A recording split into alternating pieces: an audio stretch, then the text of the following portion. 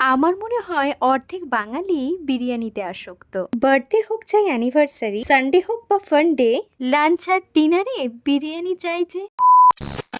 হে everyone, আমি জুহি নতুন একটা মিনি ব্লগে প্রত্যেককে স্বাগত জানাচ্ছি। এখন চতুর্দিকে যেভাবে বিরিয়ানির হিড়িক পড়ে গেছে, কার বিরিয়ানি ছেড়ে কার বিরিয়ানি বেস্ট বলবো তাতে কিন্তু যথেষ্ট সন্দেহ রয়েছে। কিভাবে বিরিয়ানি নিয়ে স্পেসিফিক আমি একটা ভিডিও বানিয়েছিলাম, তারপর প্রায় কিছু মাস পরে আমি আবারও গেলাম দিবাপের বিরিয়ানি খেতে। প্রথম গিয়েছিলাম মধ্যম গ্রামের আউটলেটটা, ফিশ ফ্রাইটা যথেষ্ট ভালো ছিল খেতে। ওখানে আমরা শুধুমাত্র স্ন্যাক্সই খেয়েছিলাম। তারপর আমরা চলে গিয়েছিলাম সোদপুর ব্রাঞ্চটাতে, সেখানে special chicken biryani, mutton biryani আমরা নিয়েছিলাম। যারা আছো খাবো বলেও খেতে পারো না, মানে অর্থাৎ আমার মতো, তারা প্লিজ স্পেশাল বিরিয়ানি নেবেই না, কারণ যথেষ্ট কোয়ান্টিটিতে দেয়, যেটা তোমরা খেয়েও শেষ করতে পারবে না। যাতে খাবারটা নষ্ট না হয় তার জন্য এই কথাটা বলা। হ্যাঁ, যদিও তোমরা বাড়িতে প্যাক করে নিয়ে আসতে পারো।